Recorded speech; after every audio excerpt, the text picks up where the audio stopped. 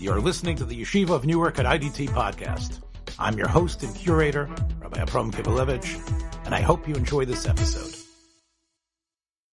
You've bought your tickets. The ushers are about to open the doors. Yes, the Projectionist has Semicha is about to start. But first, if you own a retail business and accept credit cards, your customers are getting points, miles, and all sorts of rewards every time they use their card. And you're paying the price. That's why NRS Pay, a product of National Retail Solutions, a division of the IDT Corporation, offers its cash discount program FeeBuster. You can start accepting credit cards for free. If your business processes over $18,000 a month, you pay no monthly fee and $0 out of your pocket for transaction. This means you, as a retailer, can enjoy the benefits of accepting plastic, and your customers still get those crucial miles they crave and need. NRS Pay FeeBuster provides every client with a free credit card reader with no long-term contract, no early termination fee, cancel anytime without a penalty. I'm personally familiar with this company, and they truly stand by their product, and they'll help you with live, stateside-based customer service on any issue or question. Visit nrspay.com or call 833-289-2767 to learn more about NRS Pay and the fantastically fair FeeBuster. Clear the aisles, the Projectionist has Semicha. Hi. On this very difficult weather day up here in the Northeast, I'm here with Rabbi Kolakowski, and we're on the list that were made in the 1950s and early 1960s, the late 1950s, early 1960s. The Westerns that were made in that time were happening at a time that there were probably about 20 to 24 Westerns on primetime television. The Western was in a way the mode of storytelling for the United States, and it sort of evaporated. We've talked about the Big Valley with our friend Tom Shabila. We talked about Bonanza and Gunsmoke, and those were sort of like the ones that were left. And I think in general, it's worthwhile discussing how the Western has been always much more than just, a good yarn. It's always been a way to impose upon our community a vision of what America should be like, what the world, in a sense, should be like. And I think as we get to the end of the 1950s and early 1960s, the cynicism starts to creep in to a point that it's not a chiddush anymore how the late 60s and 70s we get in film a sort of a denouement and a exposure of how sordid and full of lies the American tale was.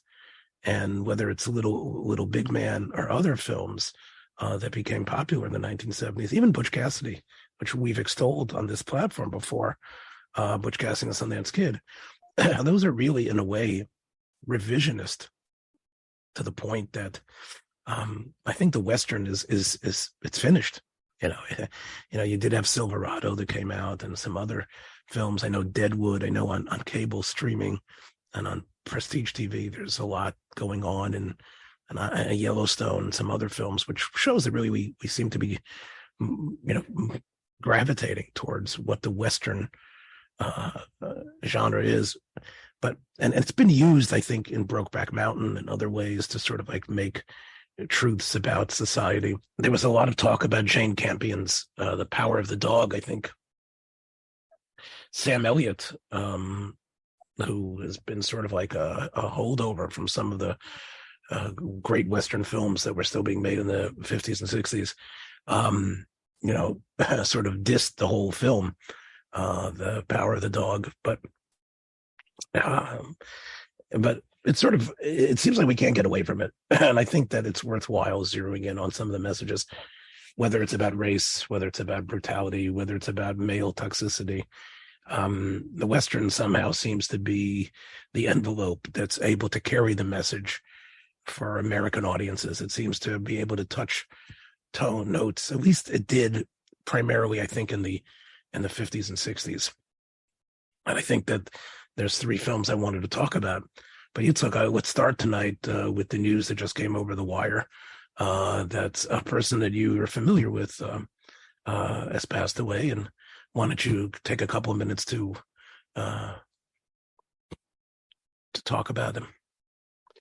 Well, yeah, I just now heard that Ricou Browning passed away. He just had his 93rd birthday, and he, in the underwater sequences of all 3 of the creatures from the Black Lagoon movies for Universal, in 1954, Creature from the Black Lagoon, 55, Revenge of the Creature, which we spoke about, and 56, The Creature Walks Among Us. All 3 of those films in the underwater sequences, when the creature was swimming, it was Ricou Browning in the costume playing the monster. So he was the last surviving Universal monster. So if the classic era of Universal monsters, obviously it was the last classic monster of it was a different generation than the maybe the more famous ones, but he it became just as iconic as the earlier monsters. So, and it was interesting because I was you were talking about Best Picture nominees, and I was actually thinking about Ricou today because I was watching a video on YouTube about the process of how movies are how the Academy votes on the various categories in the Oscars. And I remember Ricou talking about, I've met him a number of times, took pictures with him, have his autograph, and was in the audience listening to him tell all his stories. And every time he had different stories, and he was already in his late 80s, early 90s. He was a very talented swimmer, and he was able to hold his breath. And he stayed underwater, for maybe 4 minutes or so, and was able to swim with that heavy costume on. I remember my wife asked him how they choreographed the one scene where Julie Adams, who we also met the first time. She passed away a few years ago, but we saw her once also at the first time we went to Monster Bash. We saw both of them there, and it was in 2014.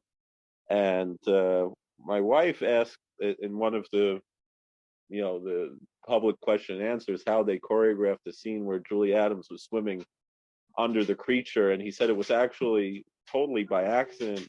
The director, was trying to make it that he was chasing that the monster was chasing her, but instead he was swimming directly under, and it came out quite a beautiful, almost ballet scene of how they were swimming. So his talent, and iconic, I remember he was a gruff, tough guy, but he always, enjoyed meeting his fans, and it gave him a lot of inspiration in his old days, to know that, because when he said in those days they didn't generally give credit to people in monster suits. Very rarely did they do so, and he had asked for credit, and they wouldn't give it to him. And he said when the movie came out, he had to pay for a ticket just like everybody else. And two actors who played the creature. The other was Ben Chapman, who played on land, and then he was much taller than Ricou, but Ricou, because of his swimming abilities, that's how he got these jobs. And he really, again, it was for him at the time. People asked him, what was it like? Did you realize how iconic it was? He said, no, it was just a job. It wasn't. He didn't realize, he was making anything special. And it's only now, it was only years later that it, even though it was iconic pretty quickly, it didn't strike him, at the time that he was doing anything so special. But then, although they are not human looking, and they become, whether it's Chewbacca, whoever it is, this is something that when the film strikes enough of a chord, that image becomes something important. It could be E.T. as well. So I guess you had the luck, as it were, to be connected to someone that was part of something that was a hit. But for every creature in the Black Lagoon, we've had we've talked about all the other, disaster creature films that never really got off, barely got off the page, that maybe were went to drive-ins right away and are now maybe only shown on like Svengoolie and some of the other programs that you like. So yes, you never know what it's going to be, whether it's going to be something special or not, whether it's going to actually hit a home run. But I think you're correct. The idea that, that people recognize this monster as iconic. The creature from the Black Lagoon is yes, he's in that pantheon.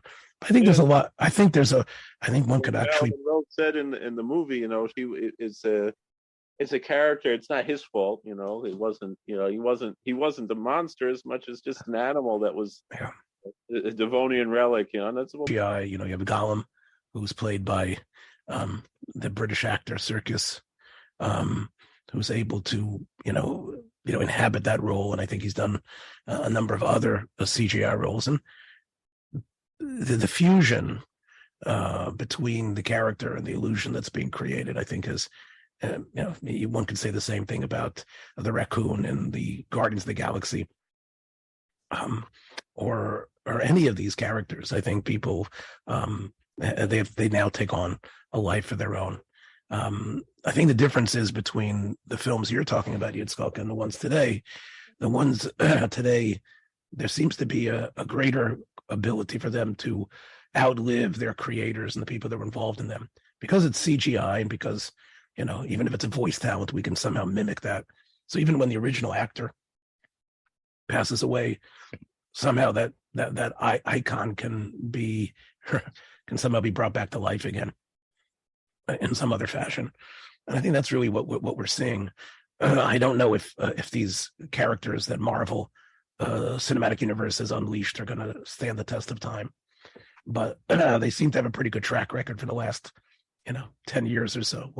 We'll see what'll happen. And again, what does it really say about our community that we're so attracted to these stories? I think that's really part of what we need to ask that question. At least I'd like to ask that question. I understand why superhero stories are catching people. I think there's a certain, it's taking the place of what we would call perhaps myths, and it also has, of course, a literary backing, if you call it the graphic novel or the comic itself, as a place where it could go to. But then it expands outside of that. I think you have these comic book geeks who are able to create a vision that enwraps everyone. I'm not sure about, general monster flicks.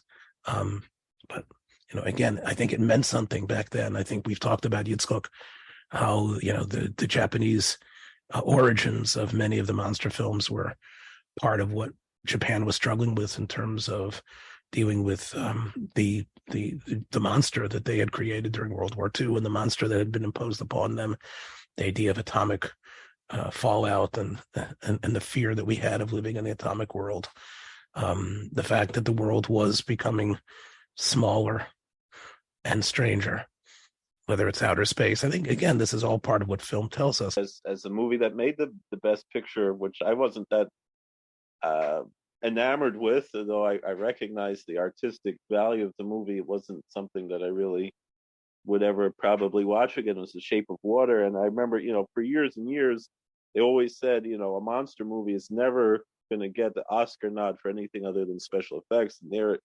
a monster movie, what monster really based right out of The Creature from the Black Lagoon. And they consulted Ricou Browning a lot on, how the monster should move and everything else when they made the film. And he said he didn't really much care for certainly how the movie ended.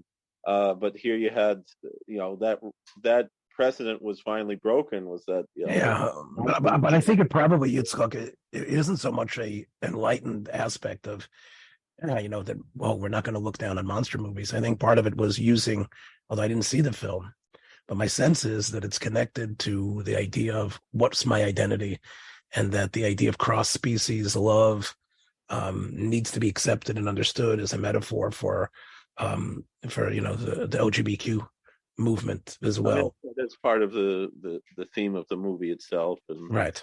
So I think they're just waiting, for a vehicle. Again, making use of maybe even tropes from stuff from the 50s that have already been entered into the sort of like the subconscious mindset of people going to movies. And let's use this now to push this message about how there could be love, there could be a cross species, and that the suppositions that we have are really false. And this is sort of like the message that the culture wants to sort of steamroll us with. So, I don't know if I would applaud it as much as it looks like you're doing. No, I don't applaud it. I'm not a fan of the movie. I just thought it was interesting that. Yes, well, again, it serves the purpose of. I mean, I don't know if we want to spoil the movie, but it in the end it wasn't cross species. I guess that was the message. I guess this is who she was the whole time. Was not who we thought she was. I guess kind of.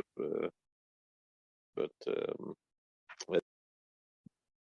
I think we have to add in this regard District 9, which was also really very much sort of like a horror monster film where you actually see that this disease really turns what we would call one of us into one of them. And once again, it's sort of like, like some of the 1960 books that were written about the fellow who turned himself black in order to walk among blacks and realize what it was like. I think that's part of what District 9, well, man, right? Special effects and all the advancements of CGI and other things that made District 9 and The Shape of Water into really high class films. But of course, the messages that they were carrying were very different.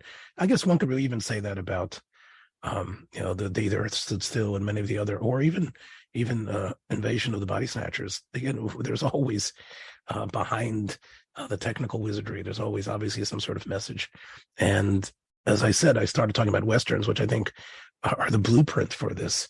And I guess we're just seeing it really in all the genres that directors and writers have some sort of more than the story that they want to tell. And that's why they're different than some of the serials, whether it's Five of Vance or even The Thin Man, where it's really just about the story and about solving the mystery, or Charlie Chan or Mr. Moto, or any of the things we've talked about. There's a vision and a message. So you want to talk a little bit about John Ford's, he had a hand in the production of 1949's Mighty Joe Young, which I think is obviously always been overshadowed by King Kong. I don't think it ever, King Kong I know is your favorite movie. We know that. Yitzchak, anybody who ever listens to this show, even for 5 minutes, knows that. But Mighty Joe Young, which is sort of like an extension, I guess, of revisiting the simian type of hero. So why don't you talk a little bit about that, since John Ford seemingly, was involved with Marion C. Cooper and providing the funding for this movie, which has a huge cast and great special effects. Well, it also, since you mentioned the Western genre, it has some Western theme to it, because one of the heroes is a cowboy. And I think one of the things we were discussing off pod before we started was how, like you had just mentioned, the later Westerns became the opposite of what the Westerns were always. You'd think of Gene Autry with the white hat fighting the bad guys with the black hats, and there was this idea of the noble cowboy, and then some of the movies that you were discussing that you would want to bring up were showed the real history of the West, really maybe wasn't as clean and pristine and heroic as we would like to think of it. And in this movie, here the hero of the movie is a cowboy, and they ask him, oh, you're from Texas? He said, no, I'm from Oklahoma. We have cowboys there too. And there it's representing, the corruption of the city and the city life of faith through country life and agriculture and so forth. Is somewhat, I think, a theme that's brought out here is that here, I mean, I'm jumping the gun quite a bit. The movie was, as you've said, it was really a companion piece in many ways to King Kong. Almost any time it was shown on television, when I remember it, and for years it was kind of shown generally, on Thanksgiving or New Year's or something. They'd show King Kong and then the Son of Kong, and then they'd show Mighty Joe Young, and these are kind of right. And he comes from someplace in Africa, although King Kong comes from Skull Island, but right. he's somewhere beyond where Black Africans are, or some sort of natives. And in the same way, Joe production, they have the same. You have Max Armstrong, who was Carl Denham in Kong, and Son of Kong. He plays Max O'Hara in this movie. Again, he's a nightclub promoter, and he wants to bring the biggest lions and all kinds of big animals from darkest Africa to be in his nightclub. That when she was a little girl, she picked up, she traded her father's flashlight to buy this baby gorilla, and the gorilla grew up to be this huge, almost monstrous sized gorilla. But it was her friend and her pet when she was all alone in Africa, and this Max O'Hara brings her back to Africa, and the special effects team, Willis O'Brien, who did King Kong, brought his protege Ray Harryhausen, who had a big credit there in the movie. And one of the things that he he used in this movie, one of the effects that he used that was quite amazing to me still to today, was that you could lasso from riding on horses with actual actors on horses throwing a lasso, and seamlessly have that lasso go onto the animated figures, whether it was the gorilla or the also the lions that they lassoed. And Harryhausen used that same effect in a movie that we had discussed before, which was a full Western theme, was Valley of Gwangi, where again the cowboys were actually lassoing dinosaurs, and how he did that effect is still it's quite an amazing effect of how seamlessly, because usually effects like that you see somewhere a seam of where it cuts off, and what they did was they threw a lasso onto a truck or something and had it pulled tight, and he animated it perfectly without any obvious seam or split, that it looked like that same lasso was capturing this small model that he made to look like a giant gorilla. But this was a like the creature from the Black Lagoon. It was the fish out of water, right. And obviously your sympathies are with Jill and her friend Mighty Joe Young, and of course she's aided by the cowboy, who it really was a cowboy, Ben Johnson, of course, who actually this was his first film that he was credited in. He'd been around a lot of westerns. He was he knew how to ride a horse very well. I've talked about him in this platform about Wagon Master, which was made the next year, where he is basically the star of Wagon Master, which is really a underlooked, really great film. It's got Terry Carey Jr. and Ben Johnson as leading this group of Mormons to the west, and again, that's probably one of the most underappreciated westerns. And Ben Johnson had a great career. Obviously, he won the Oscar for The Last Picture Show, which when we talked about Bogdanovich a year ago, about Bogdanovich's the brilliance of the casting of Ben Johnson in that role. So yes, I think in many ways, Mighty Joe Young was cashing in on people's memory of Kong, because as you said last week, Kong was reissued every couple of years, right? I mean, people could always Kong didn't go out of circulation, and people loved seeing it. And I think seeing this sort of upgraded, more kid-friendly version. I mean, it doesn't have, I think, the psychological pre-code sort of issues that I think the original Kong has. I don't know if those are issues or mindless. I think this is it's a prettier version in many ways. Yeah, I mean, it has its intense, drama, but it's not as gritty. Right. I think we also have to remember that people in gorilla suits were sort of pretty common in films, and I mean, you almost had them. I mean, it was like expected almost that there'd be the gorilla outfit. Yeah, there was Charlie Gamara, and there was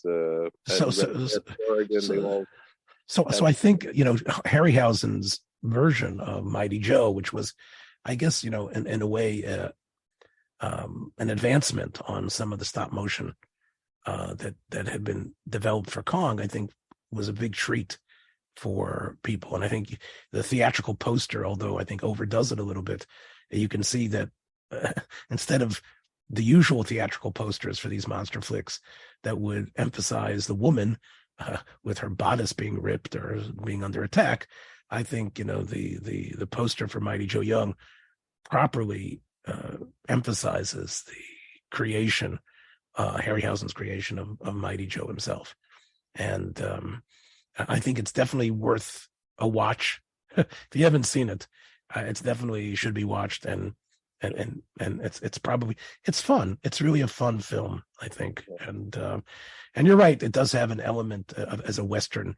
Ben Johnson as the cowboy is sort of like it's presenting the West as the foil to the city, and archetypically, and that's, I think, when that myth was destroyed in the types of films that we were discussing earlier. But I get it. The message of this here is that the grass isn't greener on the other side either, meaning whether you think it's going to be better in the city, and this here, they took not only Joe out of Africa but Jill out of Africa, and in the end, they're brought together, and there's a happy ending there. It's a very light type of affair, but it represents, I think, that, and I think even when I mentioned briefly Guanji, also kind of represents that idea, that this recognition that the West represents, and even another Harryhausen movie where the West is glamorized and not is 20 Million Miles to Earth. I'll have to talk about that at a different time. That the myth of the West, the mystique of the West, what it represents archetypically, in a way represents something more important than what the actual history was. But now, as time went on, and there was certain more seeming sophistication, people want to get away from that mythology and get into the real gritty truth. And like you said, with I think that the reason for the myth obviously is to strengthen the bonds of the modern person. The myth is something that would be spoken about in around the campfire, in various campfires among the various tribes, and the myths was a unifying sense. So the idea that the West was colonized by the great courageous people who needed to put the savages down, that was a very important myth, because otherwise it justifies slaughter. It justifies what actually occurred. And I think, when we talk about the three films, and I'll just mention what they are right now: John Ford's Sergeant Rutledge, which again is placed in John Ford's oeuvre, I would say, although there might have been other films that were made earlier and afterwards, but I would say it's sort of an arc from The Searchers, Sergeant Rutledge, and then sort of culminates in the Man Who Shot Liberty Valance. If we now connect that, the next film, which is Ride the High Country, which is Sam Peckinpah's really first great Hollywood production, with Joel McCrea and Randolph Scott. And that was in 1962, probably made in 1961, but it was released in 62. And then you have 1959's Day of the Outlaw, which is Andre de Toth's a very neglected director. Much less room is played to de Toth than Peckinpah and Ford. But de Toth was very well known in terms of his noir-like westerns that he made in the 1950s. This was the last one, called Day of the Outlaw, and that stars Robert Ryan and Burl Ives. And as I was telling you off pod, one of the only places I remember a dramatic role for Tina Louise, who gets third billing, but she's not. She gets her name in the credits all by herself. And if you take a look at the poster, it's basically all of Tina Louise, or having the characters just be profane, it sort of gives you the illusion of the typical character, and then it really, it really subverts it. I would say Sergeant Rutledge. If I talk about that first, here's John Ford having to make amends. He felt that he had John Ford felt he had not done enough to recognize the courage and the valor of the Buffalo Soldiers that were black units of the cavalry, the 9th and 10th Cavalry units. There's been a lot of research done in the mid 20th century and beyond about how they have been overlooked, and John Ford felt he needed to do that.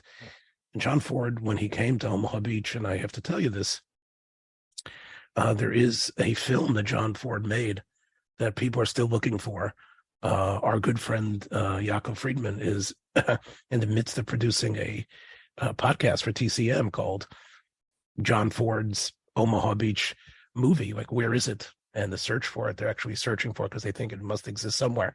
But John Ford talked about the fact that he saw the black soldiers' bodies strewn on Omaha Beach, and he realized how the military had been a way for blacks to find a role in American life that made them as equal to anything that whites were contributing.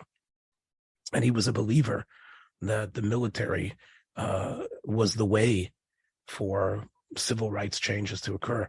He wasn't the right wing. I mean, he's been accused of being a white supremacist, a fascist, and other things by various scholars, that he has innate racism that he can never escape, despite his attempts in Cheyenne Autumn and even in The Searchers to sort of redress his sense towards the Native American population.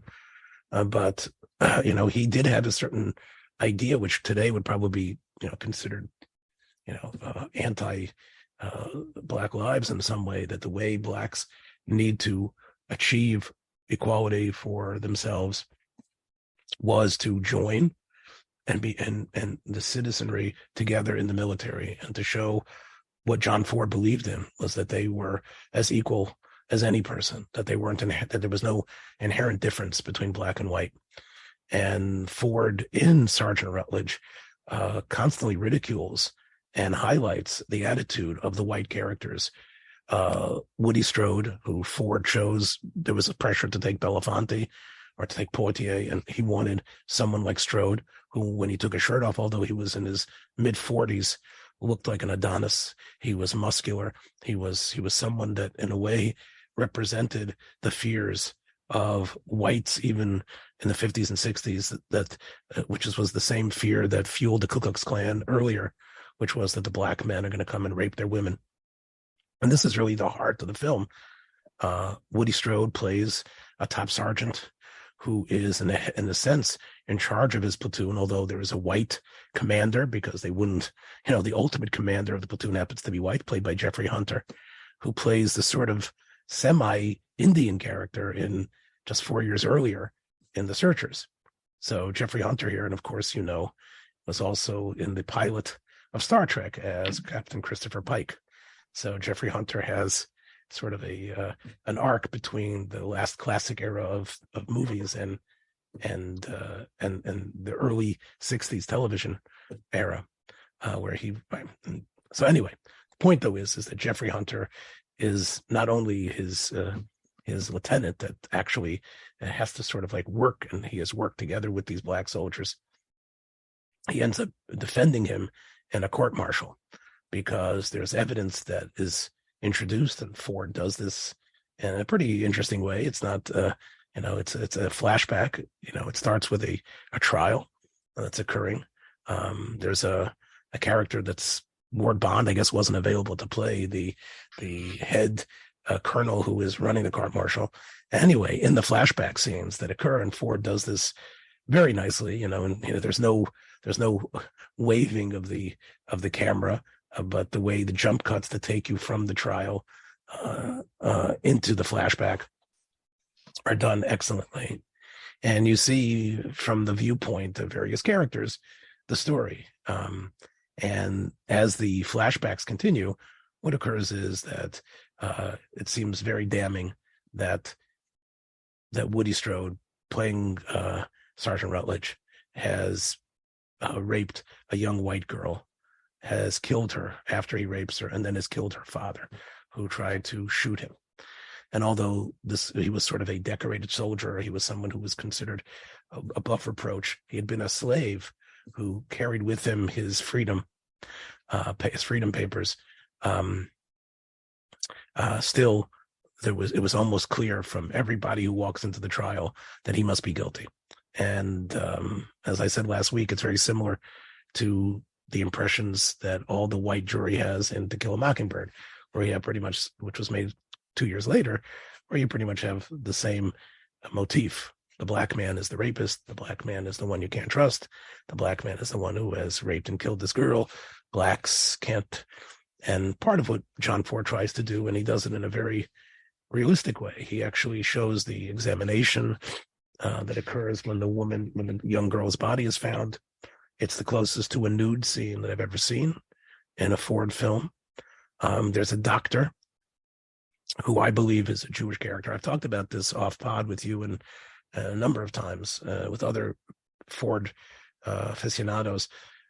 Where's the Jewish characters in Ford's Westerns? If Ford's Westerns are supposed to be, in a way, a symbol of America and American life and the connection, I always wonder, the Jews played such an important role in the expansion of American economy. You'd expect there to be at least some Jews in his films, and I think this is one of the Jews that are in the film. It's a German doctor who is clearly adept at what he's doing in terms of his dissection of what has occurred, but his disgust at the rapist and his assumption that it's probably the black guy, as everybody else does, is palpable. So this was a pretty daring piece of filmmaking. He actually, in the flashbacks, he goes back to Monument Valley. He goes back to all the classic places that Ford's heroes were, the same places that are so iconic. And he puts Woody Strode there, shooting him like a god. He shoots him beautifully in Technicolor, holding onto his rifle. He has, Sergeant Rutledge, acting as the ultimate hero, coming back, even though, and also really putting words in his mouth about how justice is impossible, that white people cannot find black people, there cannot be justice, inserting the prejudice that exists.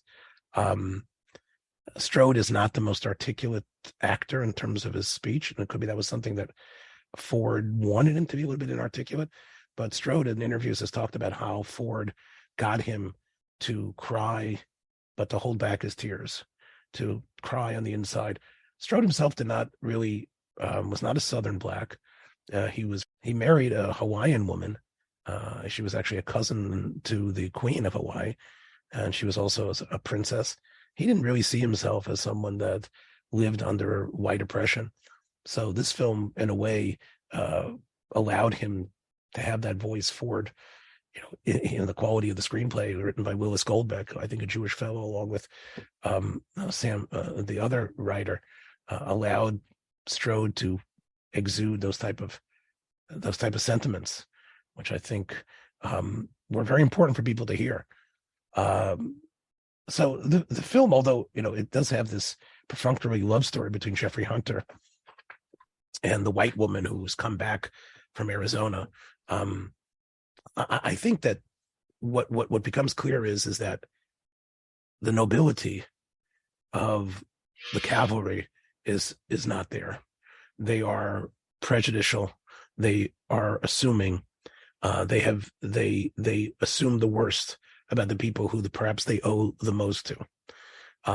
And it's wrong, Ford says, and this is part of what he's saying, to view everything in rose-colored glasses about the move out to the West. The Indians, or the Native Americans, don't get much of a role in this film, but Ford implies that they are upset for being on the reservation. They aren't in their territory, and that's the reason why they're attacking. But it is a brutal, horrible place to be. And I think the fact, and again, I'm not spoiling anything by telling you that the identity of the rapist That's not Rutledge. But the identity of the rapist, again, is an indictment over what is usually considered, the greatness of the settlers who went off to the frontier. That all is not what you think it is. And that this is a Ford's attempt really to get to the jugular vein about, I know I've made my money this way. I've produced these films. He was going to die as the great chronicler of the story of the West, but he felt he needed to do this, and in a way to sort of like bury it in a way that was unnerving. He didn't give it a glorious send-off. The other two films, which are less known, I think in many ways are superior to Rutledge. Rutledge is a beautiful film, but I think the acting is somewhat wooden. It is a gloriously shot film, and it has a lot of technical touches that only Ford could do. And you can enjoy watching them. I think you could see it almost like a sequel, if not a sequel, but it could be seen together with The Searchers as an extension of what Ford was trying to do. I think the other two films, and I'll talk about Day of the Outlaw first.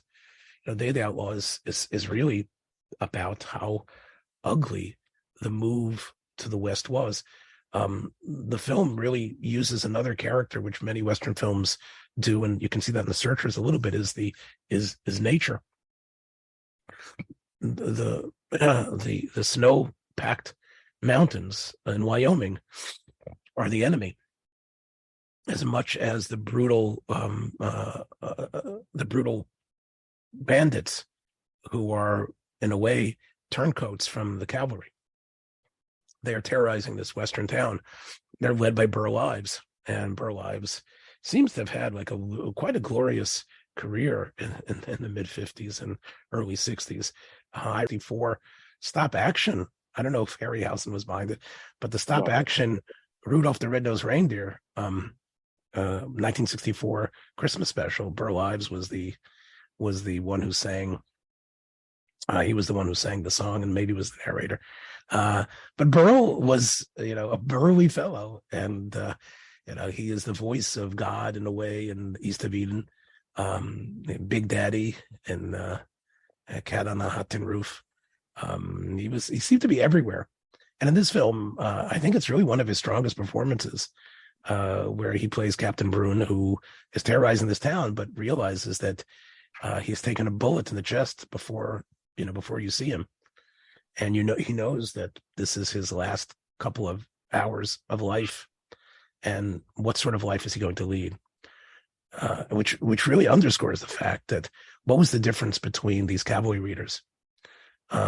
Even in The Searchers, where the cavalry, we wait for the cavalry, and when you see it, the cavalry is coming. They're finally there. They're slaughtering the Indians indiscriminately. And Ford knew this. Everybody knew it. And the difference, we look at the cavalry as they are the heroes, the ultimate heroes, those white leaders of the cavalry. And yet they engaged in continuous slaughter of innocents. In this film, the person is a turncoat who is actually, it seems like he's been involved in the death of, although the film wisely, the Toth doesn't give you the whole, it's not a talky film at all. So you don't know all the details. There's no ridiculous exposition. But just Burl Ives conveys that with his face. The star of the film is Robert Ryan, who I think made a career of being a hard to pin down tough guy. We talked about him last year, if you remember, on our Black History program. His racist hero, so to speak, in Odds Against Tomorrow. Robert Ryan always, nobody played a menacing psychopath like him. And he was able to somehow be able to carry films as the lead, but always, like Jack Palance, have barely contained anger, an ugliness of his history. And he plays a rancher who in many ways is running ramshot over all the farmers of the town and is having an illicit affair with one of the farmers' wives, played by Tina Louise. And The film doesn't even really condemn the affair when they're talking about it.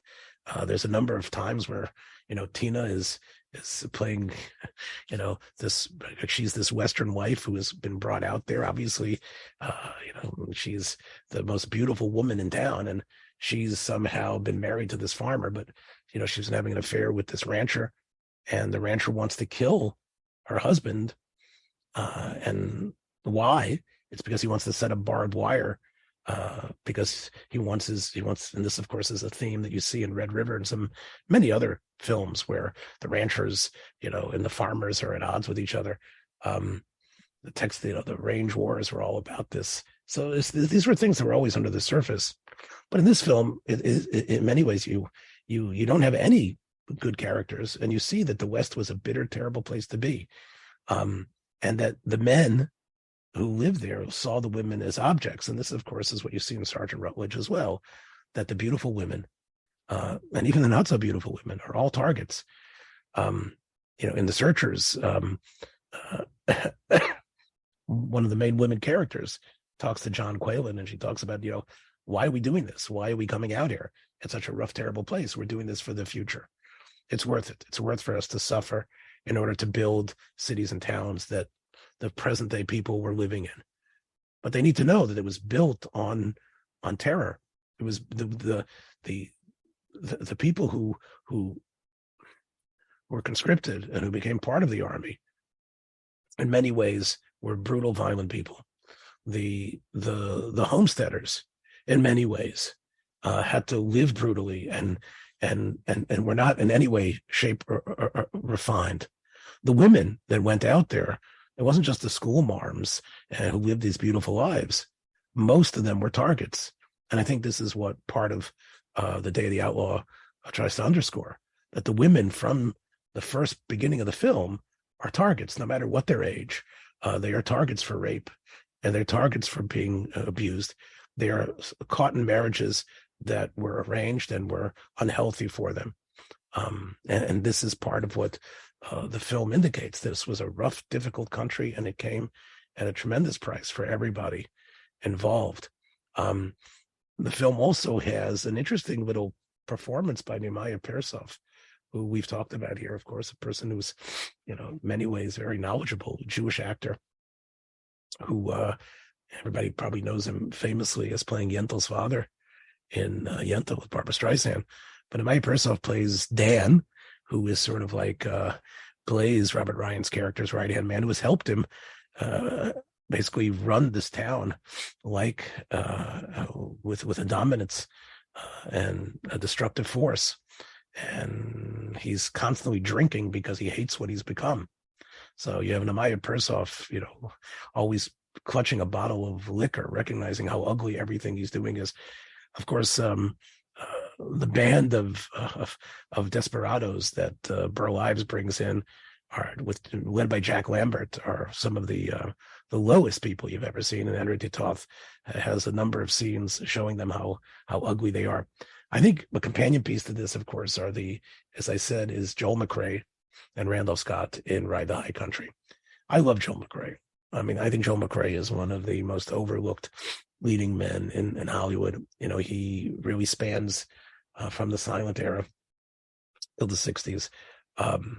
He was an actor that was great in so many of the screwball comedies, even before Preston Sturges really used him as a sort of a muse, as an alter ego in some of the films that he made in the 40s.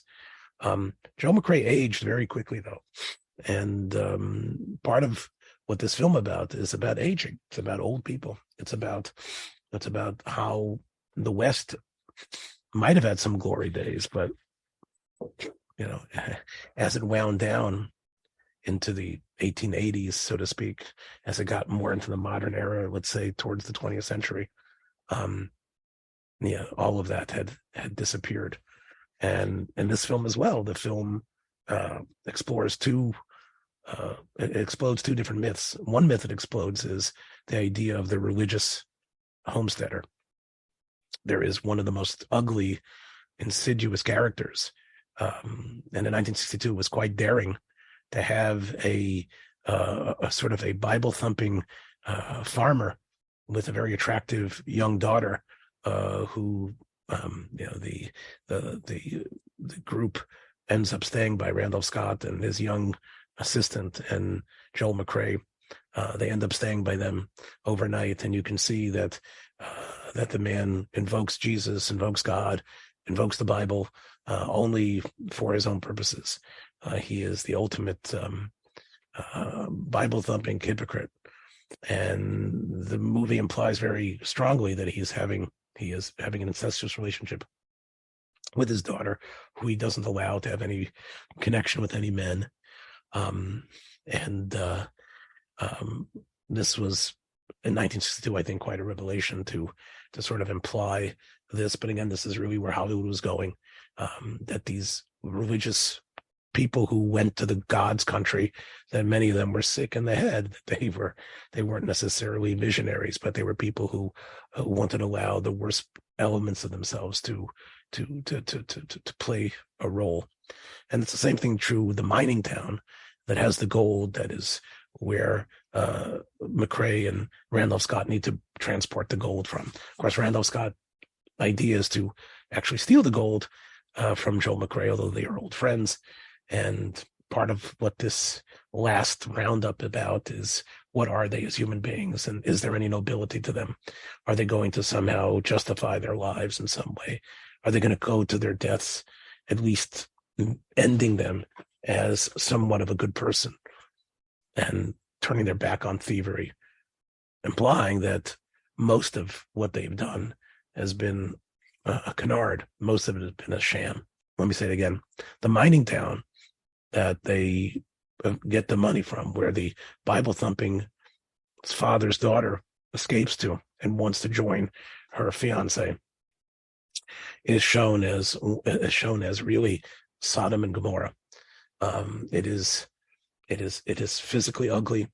It's a blotch on the scenic beauty of the West.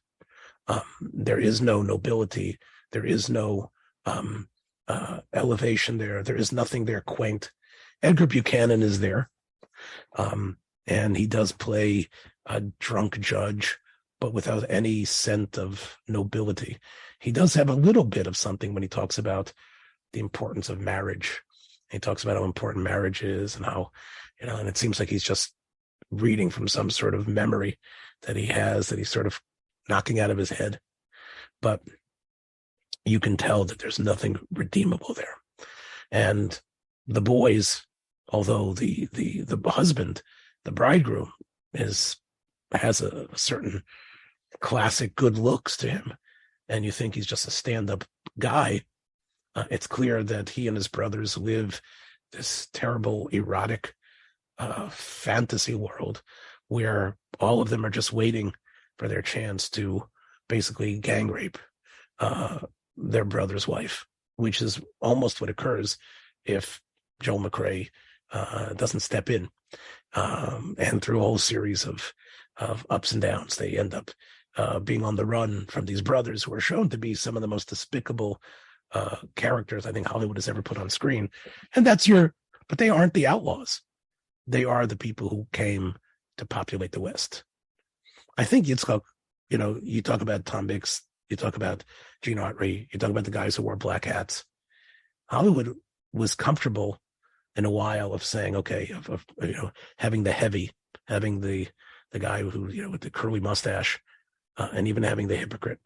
I think part of what all these three films show is that nobody is clean. The purpose of art is the art to represent and teach us the historical truth, or is it to be a role model for something better than what actually is? And that, and the importance of, positive role models, positive archetypes, as opposed to, bearing warts and all. And I think, I remember hearing, I think it was from Rabbi Jonathan Sachs. He said that there was a king who had asked, when they were painting his portrait, they asked the king, is it okay to paint, the portrait painter, is it okay to paint the warts?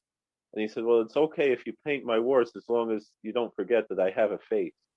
And I think we have to find, the balance between these two worlds. We can't kill every myth and just, in a certain sense, it's demoralizing, and it's also destructive to destroy these myths. I think I mentioned it before. I think Lisa Simpson discovering that Jebediah Springfield was not this great hero, but the archetype that he represented in that episode, she didn't want to destroy that. And this the anti-hero and picking up the anti-hero and all of these movements to try to represent only the negative side, and to remove any hint of any heroism, or it's not necessarily I don't think that's what occurs, Yitzchak. I think what occurs in all of these films is a complex presentation. We'll take, again, I can't speak about Mighty Joe Young, but I can tell you about, in Rutledge, clearly, there is a hero, and the hero is the sergeant who is accused, and yet we know that we have so much far to go in terms of recognizing the other. There can be justice, but sometimes justice is discovered at a big price, when we see that we have to see within ourselves something very terrible, in order to see good in another person. I think in the other two films, I'll start with the last one, Ride the High Country. It's no secret that both of them decide that they're going to have one more blast of heroism. They're going to fight these brothers who are just vicious and ruthless and rapists, and they're going to, although they're outmanned, they're going to somehow have their last stand. And it really presages what happens at the end of Butch Cassidy in terms of riding to their death. And the point, I think, is that one can at least find vindication towards the end of their life. I think it is about aging. I think part of it isn't just destroying the myth and now it's just a mushroom cloud. I think what it is saying that we tell ourselves myths about our lives, and we need to own up as we age to what we've done. And in many ways, that last act has to define us. And I think that's sort of the message, I think, of Ride the High Country. In terms of the Day of the Outlaw, like I said, there is you do see nobility in death.